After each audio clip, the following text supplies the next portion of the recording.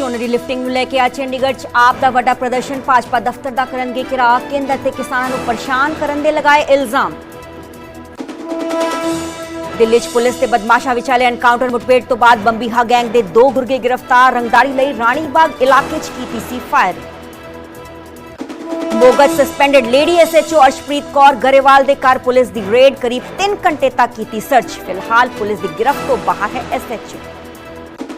ਅੰਮ੍ਰਿਤਸਰ ਦੇ ਬੈਂਕ 'ਚ ਡਾਕਾ ਮਾਰਨ ਵਾਲੇ ਲੁਟੇਰਿਆਂ ਦੀ ਭਾਲ ਜਾਰੀ। ਅਜੇ ਤੱਕ ਮੁਲਜ਼ਮਾਂ ਦਾ ਨਹੀਂ ਲੱਗਿਆ ਕੋਈ ਸੁਰਾਗ। ਕੱਲ੍ਹ ਪਿੰਡ ਨਾਗ ਕਲਾਂ 'ਚ ਪੰਜਾਬ ਨੈਸ਼ਨਲ ਬੈਂਕ ਤੋਂ 6 ਲੱਖ ਰੁਪਏ ਦੀ ਹੋਈ ਸੀ ਲੁੱਟ।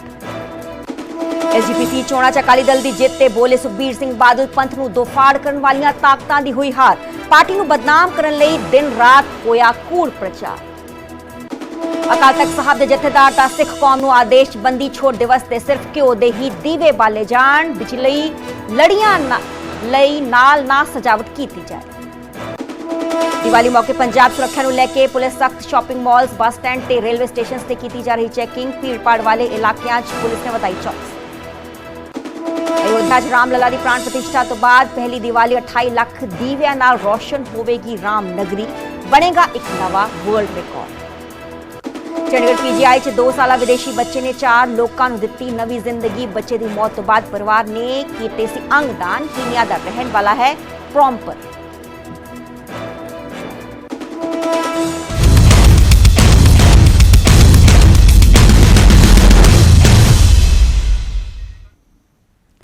ਸਤਿ ਸ਼੍ਰੀ ਅਕਾਲ ਜੀ, ਮੈਂ ਹਾਂ ਸਰਬਜੋਤ ਕੌਰ। ਨਿਊਜ਼ 18 ਪੰਜਾਬ ਦੇਖ ਰਹੇ ਸਾਰੇ ਦਰਸ਼ਕਾਂ ਦਾ ਸਵਾਗਤ ਹੈ। ਬੁਲੇਟਿਨ ਦੀ ਸ਼ੁਰੂਆਤ ਕਰਾਂਗੇ ਤੇ ਸਭ ਤੋਂ ਪਹਿਲਾਂ ਗੱਲ ਕਰਾਂਗੇ ਬੰਬੀਹਾ ਗੈਂਗ ਦੀ। ਇੱਕ ਵੱਡਾ ਗੈਂਗ ਹੈ ਬੰਬੀਹਾ ਗੈਂਗ ਨੂੰ। ਦਰਅਸਲ ਇੱਕ ਨਵਾਂ ਲੀਡਰ ਮਿਲ ਗਿਆ ਹੈ। US ਤੋਂ ਬੰਬੀਹਾ ਗੈਂਗ ਨੂੰ ਲੀਡ ਕਰ ਰਿਹਾ ਹੈ ਗੈਂਗਸਟਰ ਪਵਨ ਸ਼ੌਕੀਨ। ਭਾਰਤ ਤੋਂ ਫਰਾਰ ਹੋ ਕੇ US 'ਚ ਲੁਕਿਆ ਹੋਇਆ ਹੈ ਤੇ ਪਵਨ ਕੌਸ਼ਲ ਚੌਧਰੀ ਗੈਂਗ ਦਾ ਬੇਹੱਦ ਹੀ ਕਰੀਬੀ ਹੈ। ਪਵਨ ਸ਼ੌਕੀਨ ਅਮਰੀਕਾ ਤੋਂ ਹੀ ਭਾਰਤ 'ਚ ਅਪਰਾਧਿਕ ਗਤੀਵਿਧੀਆਂ ਨੂੰ ਅੰਜਾਮ ਇਸ ਦੇ ਵੱਲੋਂ ਦਿੱਤਾ ਜਾਂਦਾ ਹੈ। ਪਵਨ ਸ਼ੌਕੀਨ ਦੇ ਸੰਪਰਕ 'ਚ ਸਨ। ਦਿੱਲੀ 'ਚ ਗ੍ਰਿਫਤਾਰ ਹੋਏ तमाम ਜੋ 2 ਬਦਮਾਸ਼ ਹਾਲ ਹੀ 'ਚ ਪੁਲਿਸ ਦੇ ਵੱਲੋਂ ਗ੍ਰਿਫਤਾਰ ਕੀਤੇ ਗਏ ਨੇ, ਉਹ ਵੀ ਉਸੇ ਦੇ ਹੀ ਗੈਂਗ ਦੇ ਮੈਂਬਰਸ ਨੇ। ਤਾਂ ਤਸਵੀਰ ਤੁਸੀਂ ਵੇਖ ਪਾ ਰਹੇ ਹੋ। ਬੰਬੀਹਾ ਗੈਂਗ ਨੂੰ ਇੱਕ ਨਵਾਂ ਲੀਡਰ ਜੋ ਹੈ ਉਹ ਮਿਲ ਗਿਆ ਹੈ। US ਤੋਂ ਬੰਬੀਹਾ ਗੈਂਗ ਨੂੰ ਲੀਡ ਕਰ ਰਿਹਾ ਹੈ ਪਵਨ ਸ਼ੌਕੀਨ, ਜਿਸ ਦੀ ਤਸਵੀਰ ਤੁਸੀਂ ਵੇਖ ਪਾ ਰਹੇ ਹੋ। ਦਰਅਸਲ US 'ਚ ਹੀ ਬੈਠ ਕੇ ਇਸ ਦੇ ਵੱਲੋਂ ਭਾਰਤ ਵਿਰੋਧੀ ਗਤੀਵਿਧੀਆਂ ਨੂੰ ਅੰਜਾਮ ਜੋ ਹੈ ਦਿੱਤਾ ਜਾਂਦਾ ਹੈ। ਇਸ ਦੇ ਕਈ ਗੁਰਗੇ ਭਾਰਤ 'ਚ ਹੀ ਬੈਠ ਕੇ ਇਨਫੈਕਟ ਪਾਰਟਿਕੂਲਰਲੀ ਪੰਜਾਬ ਦਾ ਅਸੀਂ ਜ਼ਿਕਰ ਕਰੀਏ ਤੇ ਕਤਲ, ਰੰਗਦਾਰੀ ਤੇ ਫਿਰੌਤੀ ਦੇ ਕਈ ਮਾਮਲਿਆਂ ਨੂੰ ਅੰਜਾਮ ਇਸ ਦੇ ਵੱਲੋਂ ਦਿੱਤਾ ਜਾ ਚੁੱਕਿਆ ਹੈ। ਅਮਰੀਕਾ ਤੋਂ ਹੀ ਭਾਰਤ 'ਚ ਅਪਰਾਧਿਕ ਗਤੀਵਿਧੀਆਂ ਨੂੰ ਅੰਜਾਮ ਦੇ ਰਿਹਾ ਹੈ ਤੇ ਕੌਸ਼ਲ ਚੌਧਰੀ ਦਾ ਬੇਹੱਦ करीबी है पवन शौकीन। बेना में से होगी आनंद तिवारी फोन लाइन से जुड़े हुए हैं। आनंद, जानना चाहेंगे ये जो पवन शौकीन है जो लीड अब बम्बीहा गैंग को कर रहा है, इसकी क्रिमिनल बैकग्राउंड क्या कुछ है? देखिए, ये इसके खिलाफ भारत में मुकदमे दर्ज हैं और ये पहले जेल में भी बंद रहा है, दिल्ली की तिहाड़ में भी बताया जाता है और कौशल चौधरी का काफी ज्यादा करीबी है। पहले बम्बैया गैंग की कमान जो है वो लकी पटियाल संभाल रहा था और उसके बाद अब जानकारी मिल रही है कि जो बम्बैया गैंग को लीड कर रहा है वो पवन शौकीन ही कर रहा है और जो डायरेक्ट तौर पर कौशल चौधरी के संपर्क में है। कैलिफोर्निया में माफ कीजिए USA के सेंट्रामेंटो में इसकी लोकेशन बताई जाती है जहां से कि ऑपरेट कर रहा है गैंग को। और ये जो रानीबाग में जो फायरिंग हुई थी उसमें भी सीधे तौर पर ये पवन शौकीन के नाम की पर्ची फेंकी गई थी। तो जानकारी मिल रही है कि पवन शौकीन डायरेक्ट ये शूटर से बात कर रहा था सिग्नल ऐप के जरिए और दूसरे सोशल मीडिया प्लेटफॉर्म के जरिए, और उन्होंने ही ये दिल्ली में एक दहशत फैलाने के लिए, एक अपना नाम बनाने के लिए और लॉरेंस बिश्नोई के खिलाफ एक अपना सिंडिकेट जो है मजबूत करने के लिए ये फायरिंग कराई थी। तो एजेंसियां लगातार अब जो पवन शौकीन है उसके नेटवर्क पे काम कर रही हैं, क्योंकि USA में ही लॉरेंस बिश्नोई गैंग के बहुत सारे एसोसिएट जो है वो छुपे हुए हैं और बम्बैया गैंग के भी एलायंस के काफी बड़े गैंगस्टर जो है वो US में मौजूद हैं।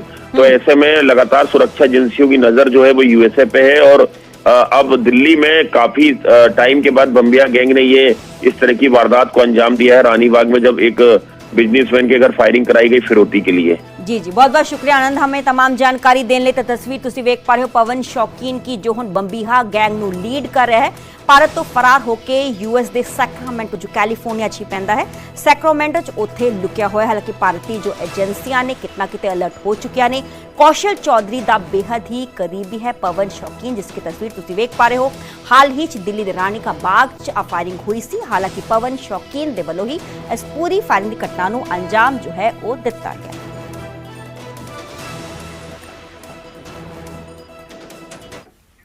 दिल्ली पुलिस ते बदमाशा के विचाले एनकाउंटर होया है। जिक्रयोग है कि नजफगढ़ रोड ते आ पूरी मुठभेड़ हुई है तो दोवें ही पासों गोलियां चलाईयां गई। मुठभेड़ तो बाद बंबीहा गैंग के दो शूटर दो गुरगे पुलिस के वलों काबू कर ले गए। दिल्ली पुलिस की स्पैशल सैल ने इन्हों गिरफ्तार किया है, काबू किया है। ज़ाहिर गल है कि कुछ पड़ताल होर भी कई वड्डे खुलासे होंगे। रंगदारी के लिए रानीबाग इलाके इन्हों के वलों फायरिंग जो है वो की सी। हालांकि पर्ची सुट्टी गई सी पवन कौशिक के नाम की, जिसनों लैके हुण कितना किते जो तार ने वो विदेश बैठे गैंगस्टरां नाल भी जुड़ रहे हैं। तमाम तस्वीरां आही वो तस्वीर है जदों कि पुलिस की टीम के वलों एनकाउंटर किया गया। इन्हां दोवां ही गुरगियां नूं गैंगस्टर्स नूं तद दबोचिया गया। इस दे विचाले कुछ पड़ताल होर भी कई वड्डे खुलासे होने की संभावना जो है वो जताई जा रही है।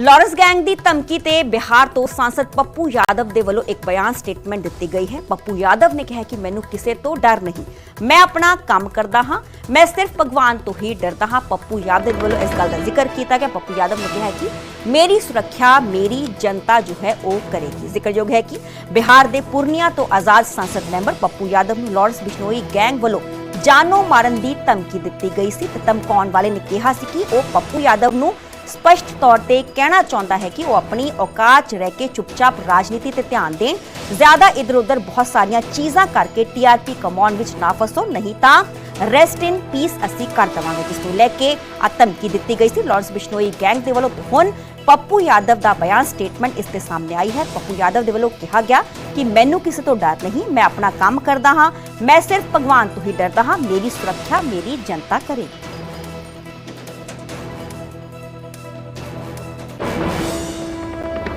जिन लोगों को कोई सुरक्षा की जिम्मेदारी नहीं है, दायित्व नहीं है, जो सत्ता के साथ रहेंगे, जिनको सुरक्षा का कोई मतलब नहीं, उनको ये लोग जेट देंगे, सब कुछ देंगे, बाबा को देंगे, सबको देंगे।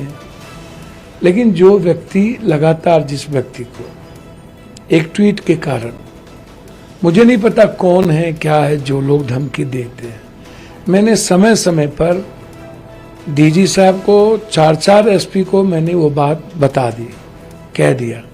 मुझे लगा इसको ओपन करने की कोई ज़रूरत नहीं है, हाय तौबा मचाने की ज़रूरत नहीं है। अगे वधण ते गल करांगे राजधानी दिल्ली दी, जिसकी की आबो हवा पॉइजनस यानी कि जहरीली हो चुकी है। दिवाली तो पहला ही खतरनाक पद्धर ते एयर क्वालिटी इंडेक्स पहुंच चुकिया है। असी दिवाली तो पहले दा जिक्र कर रहे हैं। आनंद विहार 351 ते एयर क्वालिटी इंडेक्स जो है पहुंच चुके हैं। आ डेटा है दिवाली तो पहला दा, जो कि हाले पटाखे बजाने बाकी ने, पर दिवाली तो बाद दा असी हाल सोच सकते हैं कि दिवाली तो पहला ही इतना ज्यादा एयर क्वालिटी इंडेक्स पहुंच चुका है। जो हवा है बेहद ही जहरीली हो चुकी है। वजीरपुर का 334 ते विवेक विहार का 308 एयर क्वालिटी इंडेक्स दर्ज किया गया है। द्वारका 275 ते रोहिणी 292 एयर क्वालिटी इंडेक्स दर्ज किया गया। ITO 290 ते एयर क्वालिटी इंडेक्स पहुंच चुके हैं। औखला एयर क्वालिटी लेवल 272 पहुंच चुके हैं। तो इस विचाले आ तमाम डेटे का असीं जिक्र कर रहे हैं। दिवाली तो पहले का आ डेटा है तो जो हवा का पद्धर है, एयर क्वालिटी का पद्धर है, वो बेहद ही जहरीला हो चुका है। प्रदूषण के मीटर का असीं जिक्र करें तो द्वारका दिल्ली जो एयर क्वालिटी इंडेक्स है दिवाली तो पहला वो जो है 275 दर्ज किया गया, यानी कि बेहद ही खराब आबो हवा है, जिसनों लैके जो उत्थे स्थानक लोग ने उन्होंने कई तरह दियां बीमारियां दे नाल जूझना पै रहा। स्किन इन्फेक्शनस हो रही ने, आई इन्फेक्शन हो रहा है, तो जो एस्थमेटिक पेशेंट्स ने उन्होंने साह लैन काफ़ी दिक्कत हो रही है। एक एक करके तमाम एरियाज़ का असीं जिक्र करांगे। औखला दिल्ली के एरिया का असीं जिक्र करिए तो उत्थे एयर क्वालिटी इंडेक्स सवेरे 8 बजे का असीं डाटा विखा रहे हैं 272 जो है वो दर्ज किया गया है। बेहद ही खतरनाक पद्धर ते एयर क्वालिटी इंडेक्स है।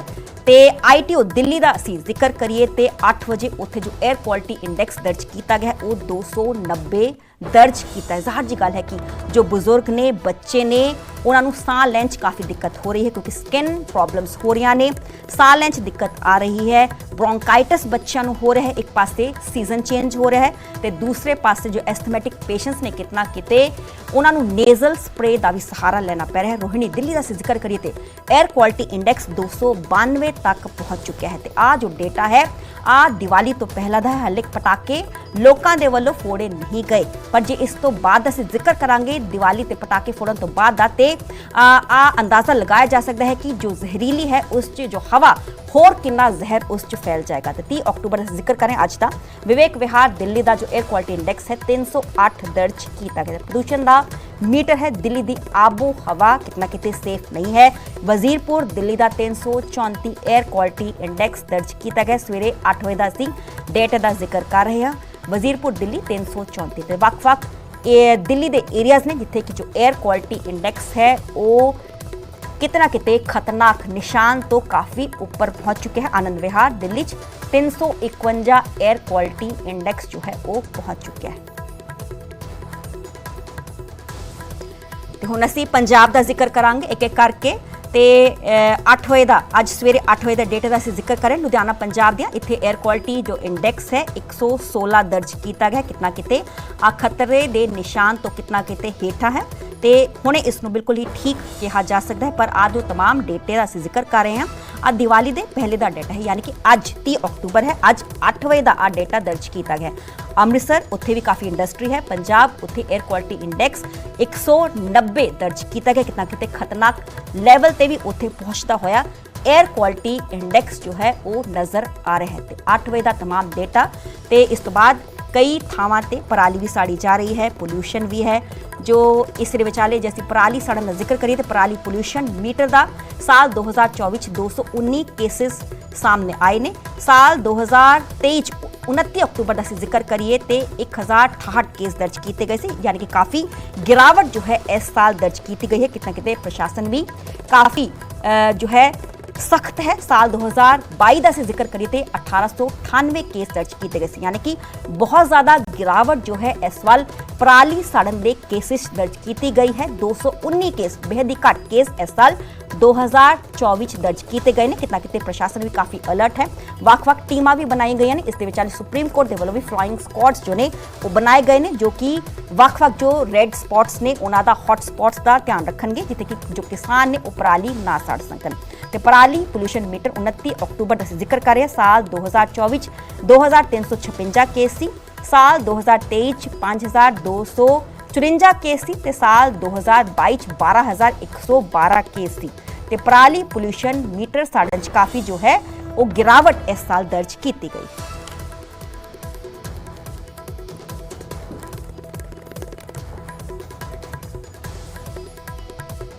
ਅੱਗੇ ਵਧਾਂਗੇ ਤੇ ਗੱਲ ਕਰਾਂਗੇ ਨੋਇਡਾ ਦੀ। ਨੋਇਡਾ ਦੇ ਸੈਕਟਰ 74 ਚ ਅੱਗ ਦਾ ਤਾਂਡਵ ਸਾਨੂੰ ਵੇਖਣ ਨੂੰ ਮਿਲਿਆ ਜਿੱਥੇ ਕਿ ਲੋਟਸ ਬੈਂਕਟ ਹਾਲ 'ਚ ਇੱਕ ਭਿਆਨਕ ਅੱਗ ਲੱਗ ਗਈ ਤੇ ਬੈਂਕਟ ਹਾਲ 'ਚ ਸੁੱਤੇ ਪਏ ਇੱਕ ਸ਼ਖਸ ਦੀ ਮੌਤ ਹੋ ਗਈ।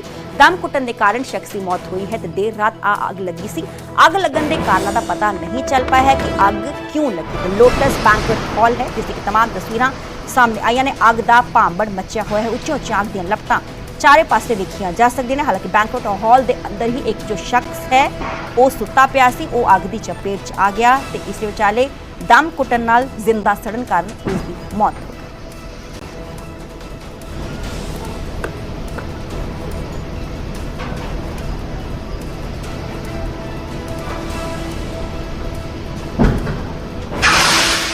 सेक्टर 74 में ये लोटस ब्रंडोर नामक एक काफ़ी बड़ा शादी घर है। इसमें रात लगभग 3:30 बजे आग लगने की सूचना मिली थी। 10 मिनट के अंदर 3:40 पे तुरंत फायर की गाड़ियां आ गई थी। इसमें 15 गाड़ियां लगाई गई। काफ़ी बड़ा स्ट्रक्चर है। अभी ये अंडर कंस्ट्रक्शन भी था और बुझाने में इसमें काफ़ी टाइम लग गया। अभी पूरा रेस्क्यू ऑपरेशन चलाया जा रहा है और पता चला है अभी कि इसमें एक परविंदर नामक इलेक्ट्रीशियन था, उसकी जलने से मृत्यु हो गई है। बाकी अभी ऑपरेशन जारी है। हाल रोशन होवेगी रामनगरी ते एक नवा वर्ल्ड रिकॉर्ड जो है इत्थे बनाया जाएगा। 30,000 से ज्यादा ਤੇ ਅਯੋਧਿਆ 'ਚ ਦੀਵਾਲੀ ਦੀਆਂ ਰੌਣਕਾਂ ਚਾਰ ਚੁਫੇਰੇ ਵੇਖਣ ਨੂੰ ਮਿਲ ਰਹੀਆਂ। ਤਿੰਨ ਵੱਖ-ਵੱਖ ਤਸਵੀਰਾਂ ਤੁਸੀਂ ਵੇਖ ਪਾ ਰਹੇ ਹੋ। ਰਾਮ ਲੱਲਾ ਦੀ ਪ੍ਰਤਿਸ਼ਠਾ ਤੋਂ ਬਾਅਦ ਪ੍ਰਾਣ ਪ੍ਰਤਿਸ਼ਠਾ ਤੋਂ ਬਾਅਦ ਆ ਪਹਿਲੀ ਦੀਵਾਲੀ ਹੈ। ਅੱਜ ਸ਼ਾਮ 28 ਲੱਖ ਦੀਵਿਆਂ ਦੇ ਨਾਲ राम नगरी ਨੂੰ ਰੁਸ਼ਨਾਇਆ ਜਾਏਗਾ। ਇੱਕ ਨਵਾਂ ਵਰਲਡ ਰਿਕਾਰਡ ਜੋ ਹੈ ਉਹ ਬਣਾਇਆ ਜਾਏਗਾ। ਇਸ ਦੇ ਵਿਚਾਲੇ ਇਸ ਪੂਰੇ ਸਮਾਗਮ 'ਚ ਸ਼ਿਰਕਤ ਕਰਨ ਲਈ ਕੇਂਦਰ ਮੰਤਰੀ ਗਜੇਂਦਰ ਸ਼ੇਖਾਵਤ ਇੱਥੇ ਪਹੁੰਚਣਗੇ ਤੇ ਉਹਨਾਂ ਦੇ ਨਾਲ ਹੀ ਸੀਐਮ ਯੋਗੀ ਆਦਿੱਤਿਆਨਾਥ ਵੀ ਸ਼ਾਮਲ ਹੋਣਗੇ।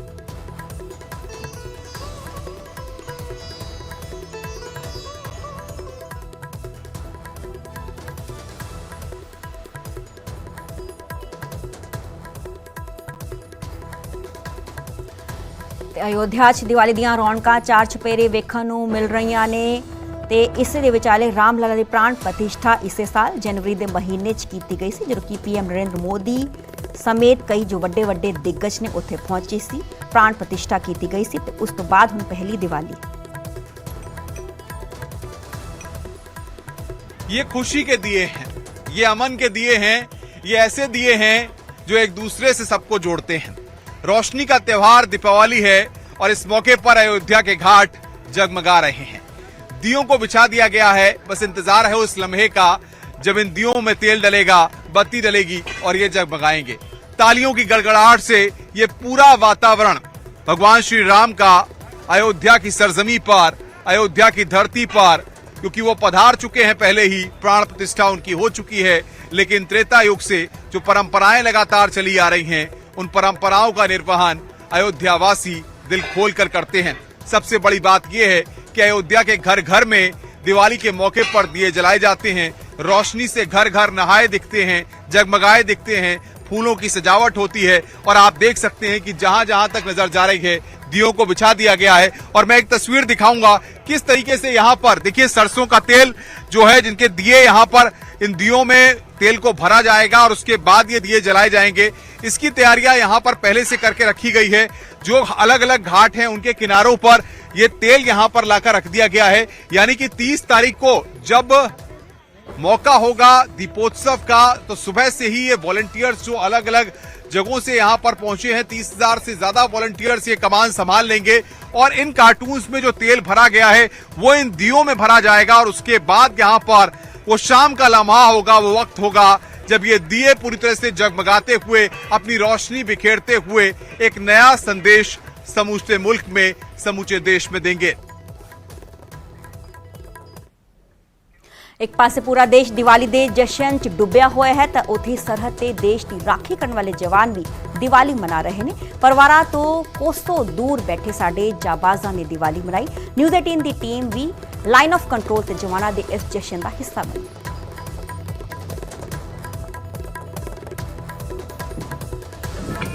हम लोग अपने घरों में हर त्योहार मनाते हैं, लेकिन न्यूज 18 इंडिया की टीम आज एलएसी पर पहुंची है। देश के उन वीर जवानों के पास जो अपने घरों से दूर, हजारों 100 किलोमीटर दूर जो है अपने घरों से दूर देश के लोगों के लिए रक्षा करने यहाँ पर पहुंचे हैं, दिवाली मना रहे हैं। आज न्यूज 18 इंडिया की टीम भी आज आपके साथ दिवाली मनाने आई है। लेकिन कैसा लगा जब परिवार से दूर रह के भी दिवाली मनाई जाती है, तो क्या याद आती है घर वालों की? याद तो आती है मैम, पर फिर भी हम खुश हैं, खुशी से दिवाली मना रहे हैं। बहुत बढ़िया लग रहा है। घर में भी दिवाली बढ़िया मना रहे हैं, हम भी बढ़िया मना रहे हैं। साल में 365 दिन होते हैं, 2 महीने सिर्फ घर जाते हैं, 10 महीने तो यही परिवार में रहते हैं। हाँ जी, यही हमारा परिवार है, यही हमारा घर है। उधर भी चलो हम जाते हैं, वो भी घर है, पर असली घर हमारा यही है। असली घर यही जी। है। तो आज दिवाली पर कुछ अच्छा सा गाना सुना दीजिए। चलो मैं दिवाली पर एक गाना सुनाता हूँ। कादा तेनू फौज विच पाया पुत्रा, भैन दे विआह ते भी ना आया पुत्रा। कादा तेनू फौज विच पाया पुत्रा, भैन दे विआह ते भी ना आया पुत्रा। ऐतकी दिवाली नू तां आजा लाडिया ओए लगे इंज जिवें उत्थे घर वाली हुंदी आ। सारा दिन कन्ना विच फैर गूंजदे मां साडी, बार्डरां ते रोज ही दिवाली हुंदी आ। सारा दिन कन्ना विच फैर गूंजदे मां साडी, बार्डरां ते रोज ही दिवाली हुंदी आ। Thank you. Happy Diwali. Happy Diwali. News 18 India ने एलएसी पर आकर दिवाली तो मनाई, लेकिन इन जवानों के एक भावपूर्ण गाने से ये एहसास हो रहा है। इनका कहना है पंजाबी में कि बॉर्डर पर हमेशा कानों पर गोलियों की आवाजें सुनाई देती है, यहाँ पर तो हमारी रोज दिवाली होती है। जिन हाथों में हमेशा हथियार देखे, भारतीय सेना के जवानों में अत्याधुनिक हथियार देखे, उन हाथों में आज अनार और दिए जलते देखे। जी हाँ, देश भर की सेवा करने वाले, हर नागरिक की सेवा करने वाले भारत के वीर जवान आज बॉर्डर पर दिवाली मनाते हुए आपको बता दें कि जिन हाथों में हमेशा हथियार देखे आज उन हाथों में दिए जलते देखे, हो भी क्यों ना आज दिवाली है और महादिवाली का पर्व मनाने के लिए हमारे जांबाज जवान जो है हमारे साथ मौजूद है, उनसे बात करेंगे। साल के 365 दिनों में बहुत ज्यादा त्योहार आते हैं लेकिन दिवाली महापर्व त्योहार है, तो यहाँ पर दिवाली मनाना बॉर्डर पर और घर पर क्या बदलाव? जय हिंद, जय भारत। यहाँ पर हम साल में 10 महीने रहते हैं और 2 महीने हम घर पे रहते हैं। हमारी दिवाली जो है यहीं पे हमारी दिवाली है और हम आज देश की सुरक्षा के लिए एलसी के ऊपर खड़े हैं। हम बहुत ही सौभाग्यशाली हैं कि हमें भारतवर्ष देश की सुरक्षा करने का मौका मिला है और हम देशवासियों को ये पैगाम देते हैं कि आप खुशी से आप दिवाली मना रहे हैं, हमें खुशी है और हम खुश हैं और हम दिवाली मना रहे हैं। चैन से, बिल्कुल चैन से हर नागरिक देश का जो है वो चैन से, सुख चैन से वो त्योहार मनाता है, क्योंकि आप लोग यहाँ पर जाकर दिन रात सुरक्षा करने के लिए उनके लिए यहाँ पर तत्पर तैयार हो। लेकिन आज दिवाली है, बहुत सारे बैसाखी, बहुत होली, बहुत सारे त्योहार आते हैं, घर की याद आती है? घर की याद नहीं आती क्योंकि मैं यही हमारा घर है, क्योंकि ज्यादा दिन हम इधर ही रहते हैं साल में। घर में तो हमने 2 महीने जाना है तो इसलिए यही हमारा घर है। लेकिन फिर भी महसूस तो होता होगा कि परिवार के साथ भी महसूस नहीं होता क्योंकि यही हमारा परिवार है, यही हमारा घर है। ये कह सकते हैं कि ये घर से ज्यादा बड़ा परिवार तो यहाँ पे है। हाँ जी, ये घर से ज्यादा बड़ा परिवार है क्योंकि हमने सारे साल में 3 महीने घर पे रहना और 10 महीने यहाँ पे रहना, इसलिए यही सबसे बड़ा परिवार है। आज दिवाली है, महापर्व है, जश्न का माहौल है, कैसा लग रहा है? बहुत बढ़िया लग रहा है क्योंकि हमारा यही परिवार है, तो 10 महीने हम यहीं पे रहते हैं, तो हमारे लिए यही दिवाली का पर्व है। ये तो भारी भरकम हथियार आप देख रहे हैं जवानों के हाथों में, हथियार भी देखे, हमने दिए भी देखे, हमने दिए जलते हुए तस्वीरें भी आपको दिखाई कि इस तरीके से अपने हाथों पर इन्होंने अपनी हथेलियों पर दिए जलाए, यहाँ पर सजाए। और ये जो दिए हैं, ये दियों की रोशनी बता रही है कि अब भारतवर्ष में वो जो आतंक का अंधेरा है वो दिवाली के कुछ ही दिनों बाद खत्म होने वाला। हालांकि छुटपुट घटनाएं होती रहती हैं, लगातार जम्मू कश्मीर में आतंकी घटनाएं बढ़ रही हैं, लेकिन ये जवान, इनका कहना है कि चाहे हथियार हमने पकड़े हैं, चाहे आज दिए भी दिवाली के दिन पकड़े हैं, लेकिन हथियारों के साथ दुश्मन को छोड़ेंगे नहीं। बिल्कुल सही बोल रहे हैं आप। हथियारों, ये अभी क्या है कि ये हमारी जो परंपरागत है, हमारा ये दिवाली का एक त्योहार है, मनाना ही है इसको, चाहे घर में चाहे यहाँ पे है, इसको मनाना ही है। लेकिन जो जिस चीज के लिए हम यहाँ पे जिम्मेवार हैं, जिस चीज के लिए बैठे हैं, वो चीज तो हम उसका जवाब उसी तरीके से देंगे जो आगे आ रहा है। हाँ जी, देखिए बहुत बड़ी जिम्मेदारी भारतीय सेना के हर उस जवान पे है जो भारी भरकम हथियारों के साथ एलओसी पे खड़ा है। लेकिन इन आज खासकर जो दिवाली का पर्व है, चाहे कोई भी पर्व हो, लेकिन इन्होंने बहुत बड़ी बात कही कि साल में 10 महीने तो यहाँ पर रहते हैं, 2 महीने सिर्फ घर रहते हैं, तो बड़ा परिवार कौन सा? वहाँ जहाँ पर अपने मित्रों के साथ, अपने जवान साथियों के साथ देश की रक्षा करने के लिए अपनी ड्यूटी निभाते हैं। घर की याद आती होगी, लेकिन कम भी आती है, ज्यादा भी आती है। मन तो किस जवान का नहीं करता घर जाके अपने परिवार के साथ हर फेस्टिवल मनाए, लेकिन यहाँ पर अपने साथियों के साथ पर्व मनाने में अलग ही आनंद है, क्योंकि देश की रक्षा भी करनी है और पर्व भी मनाने हैं।